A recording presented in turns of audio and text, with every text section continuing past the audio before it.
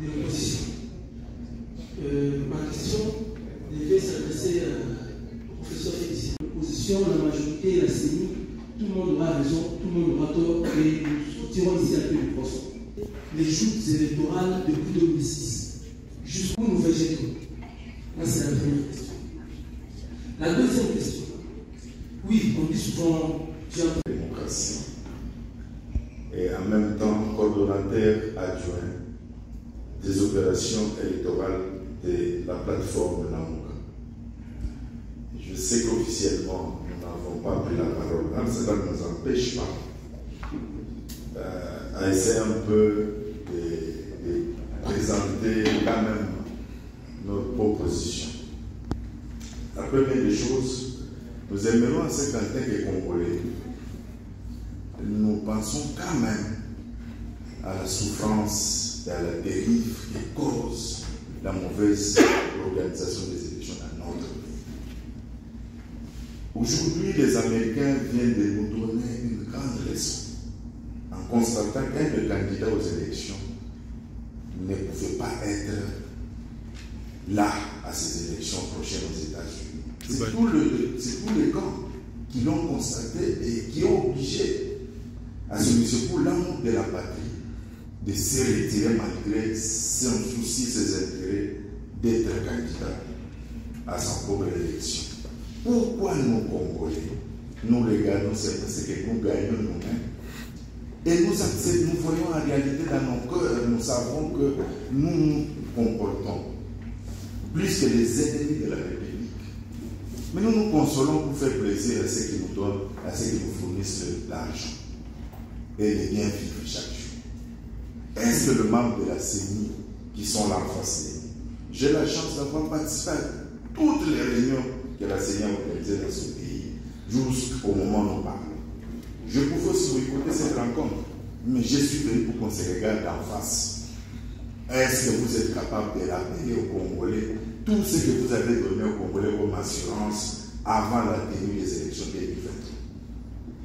Les assurances dans tous les compartiments de la CENI, les assurances que vous avez données à Zobel, d'organiser les meilleures élections plus que les élections qui se sont passées, les 3 cycles passés.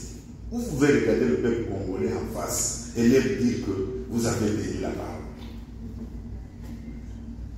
En tant que Congolais.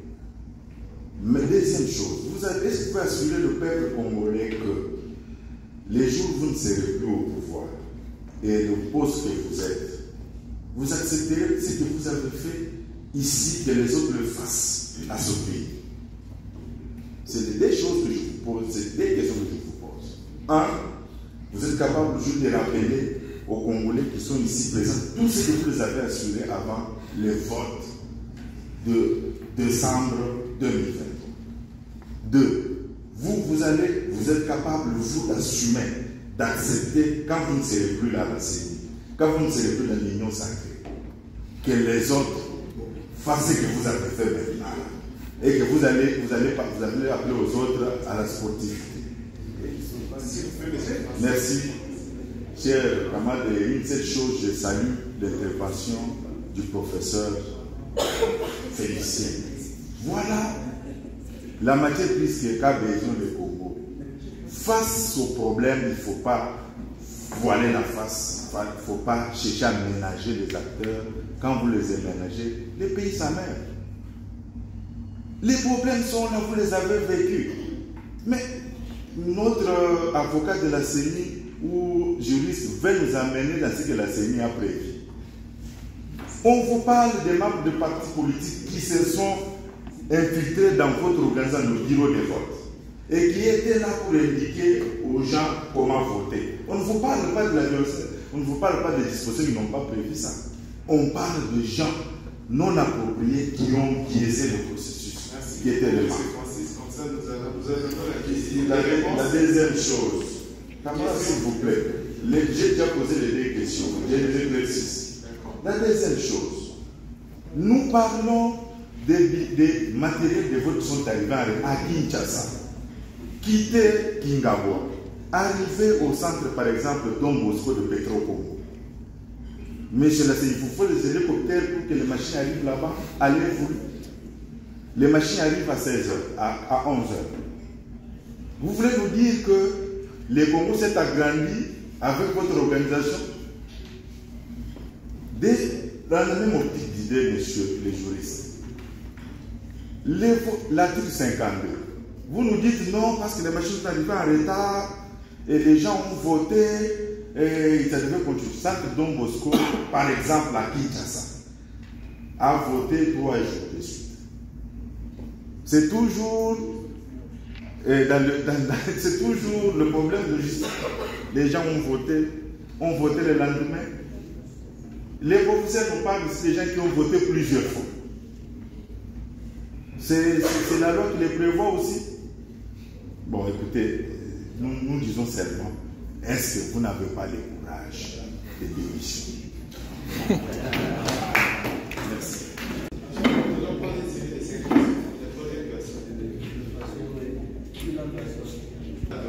Démission. Je suis... Et j'aimerais revenir sur une question qu'on n'a pas mentionnée jusqu'à présent, celle du seuil de résidence. Merci beaucoup, Henri Kassongo. Ma question, je la pose à Odiokaba. Par rapport aux critères des élections.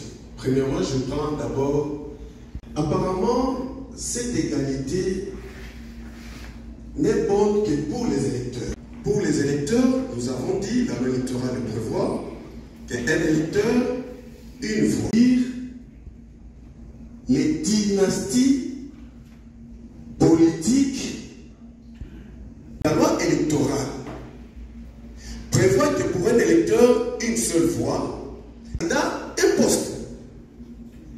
Nous avons parlé ici, dans cette égalité, les moyens. C'est-à-dire que vous pouvez être candidat avec tous les moyens que vous avez, tel montant pour que vous soyez en équilibre avec les autres candidats. Mais ici, nous avons des candidats. Sénateur, c'est lui. Gouverneur, c'est lui. Ici, bon, je ne sais pas, peut-être chez les conseillers communaux et tout ça, bon, c'est juste une question de négligence. Sinon, s'ils vont encore là-bas, ils auront encore des postes là-bas. Pourquoi la loi électorale ne peut pas limiter la candidature à un seul poste pour éviter ce que le professeur venait de dire? Deuxièmement,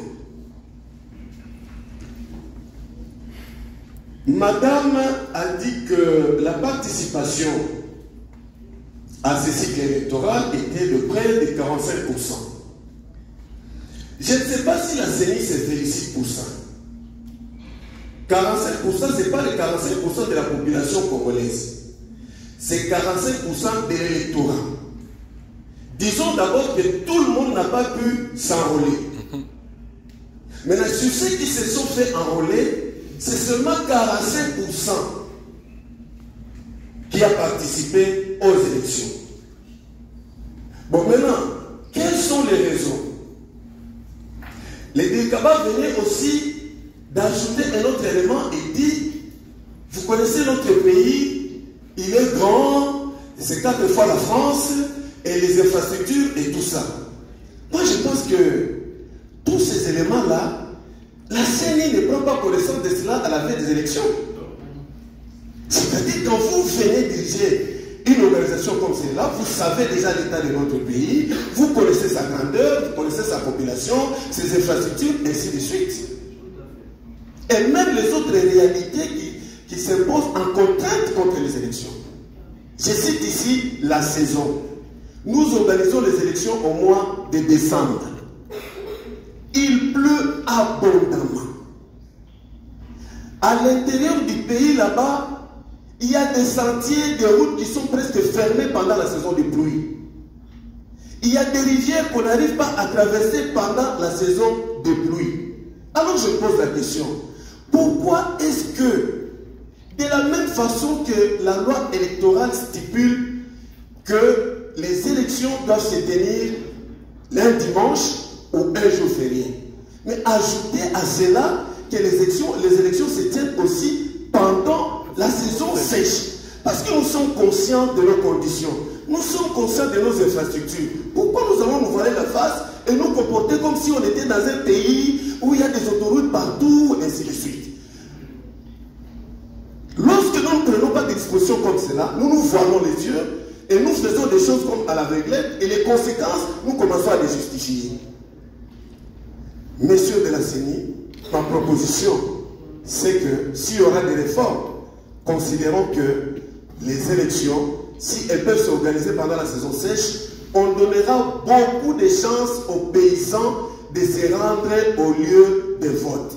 On donnera beaucoup de chances aux agents de la CENI à descendre dans les coins et les recoins de la République pour sensibiliser, pour faire ceci. Parfois, on n'y arrive pas parce qu'il y a des contraintes devant lesquelles on ne peut rien. Mais pendant que nous parlons pendant la saison sèche comme ça, il y a des rivières qui ont séché, il y a des routes qui deviennent encore praticables, ainsi de suite. Merci beaucoup. Voilà. Merci. Donnez le micro à Maître Carlos et puis quoi, les intervenants vont répondre. Avocat des professions, d'emblée, je n'ai pas eu notamment l'intention de la CENI, pousse la CENI dans un environnement qui est le nôtre bien identifié, à combiner ou à coupler tous les scrutins électoraux. Alors que l'environnement auquel vous faites face vous oppose des réalités tant financières et techniques pour que les scrutins qui sont organisés en République démocratique du Congo, de la présidentielle jusqu'au local, ne sont pas éligibles à cet état des choses, que ça se fasse le même jour, à la même heure. Alors qu'ailleurs, s'il s'agit des élections législatives, il y a une période pour celle-ci. Les élections présidentielles, il y a une période pour celle-ci. Ça nous permet d'avoir un calendrier assoupli, souple, raisonnable et léger. Donc nous voudrions savoir les raisons qui vous poussent à avoir des élections combinées, les raisons techniques. S'agit-il des raisons techniques, comme je voulais le dire, ou des raisons liées aux pesanteurs politiques? Parce que les politiciens ont leur calcul de dire le président de la République doit être élu et au même moment nous devons nous assurer qu'il a la majorité au Parlement. Ça, ce sont des calculs politiques. Mais vous qui êtes des experts, pourquoi avez-vous accepté cela alors que par après les impératifs vous démontrent le contraire? Donc je recommande que les élections, les différents critères sont proclamés en fonction de leur nature et de leur périodicité, afin de rendre les choses plus claires. Je ne sais pas si ici il s'agit d'une question qui suit, la question est-ce qu'elle est politique et est-ce qu'elle est technique. Je m'en vais également me poser la question de savoir les modes de scrutin que nous avons en République démocratique du Congo est largement incompatible avec la sociologie électorale de notre pays. L'élection de notre pays a comme fondement l'ethnie, la tribu et j'en passe la province. Donc nous sommes ce qu'on peut appeler des élections régionalisées, où les électeurs qui viennent voter, ils ne viennent pas voter les partis politiques, les formations politiques. Non. Leur intérêt, c'est de voter la personne de Maître Kabongoko et Carlos, peu importe la formation politique à laquelle il appartient. Mais lorsque vous prenez notre mode de scrutin, en réalité, le vote de l'électeur n'est pas concluant en termes de résultats attendus. Parce qu'on vote quelqu'un avec 3 000, 4 000 voix, mais il est dans le système électoral et son mode. En finalité, c'est une autre personne, fistule du même parti politique, qui est déclaré élu, mais celui qui avait 4 000 voix n'a pas été déclaré élu parce qu'il y a les seuils, il y a tout ce qui s'ensuit. La raison pour laquelle que la population, les électeurs, ne comprennent toujours pas les résultats proclamés par la CENI et ceux qui sont déclarés comme des personnes élues. Parce que pour eux, c'est l'utilité personnelle. J'ai voté M. Tel, nous avons voté massivement M. Tel, mais la CENI a dit que non, ce n'est pas lui, c'est un autre monsieur qui a obtenu 3000 voix, alors que lui a obtenu 4000 voix. Il y a ce décalage-là entre la mission, les droits exercés par les électeurs et les résultats qui sont proclamés, qui passent par les calculs tels que prévus par la loi en matière. Nous pensons que là, nous sommes allés vite en besoin. Nous avions dépourvu l'intérêt du vote aux électeurs au profit des partis politiques qui n'ont aucun lien avec les électeurs. Et qui a été choisi par les électeurs, c'est celui qui sera proclamé comme étant élu, parce qu'il va représenter ces électeurs-là devant les instances nationales. Qui est passé par les filtrages techniques, ceci, cela, aux essais de représentativité, d'éligibilité et consorts là. Avec un candidat qui avait ces histoires, il y en avait partout. Mais comment ça s'est retrouvé là? D'abord, je félicite, je remercie le CONADER, le MAWER et les autres pour cette bonne initiative de nous mettre ensemble avec la CENI et les scientifiques surtout. Et ce que l'opinion doit retenir, c'est que l'opinion doit retenir que les élections étaient mal organisées car ça a été démontré par les scientifiques. Parce que les scientifiques, eux, ne sont pas ni candidats, ne sont ni candidats, ni de la majorité, ni de nous les résistants. C'est pourquoi je rentre avec un sentiment de fierté de voir que dans mon pays, les intellectuels, l'élite est en train de prendre conscience face à une mauvaise foi manifeste de la CENI qui a tout orchestré pour bâillonner notre peuple dans le dos pour des intérêts égoïstes. Et aujourd'hui, ils doivent porter la responsabilité des dégâts que la classe politique qu'ils ont mis en place est en train de commettre dans notre pays. Et aujourd'hui, le peuple doit retenir que son élite est en train de prendre conscience. Ça, c'est la plus grande chose qui m'a intéressé.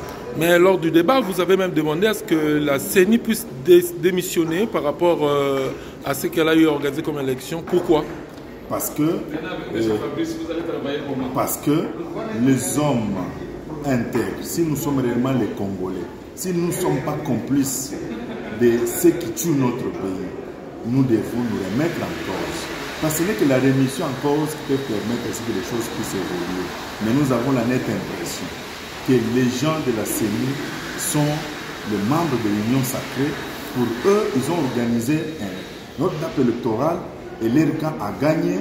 Le reste, c'est de pouvoir seulement gérer l'opinion afin de préparer encore les coups à la prochaine élection. Ce que nous ne leur permettrons pas. Merci beaucoup.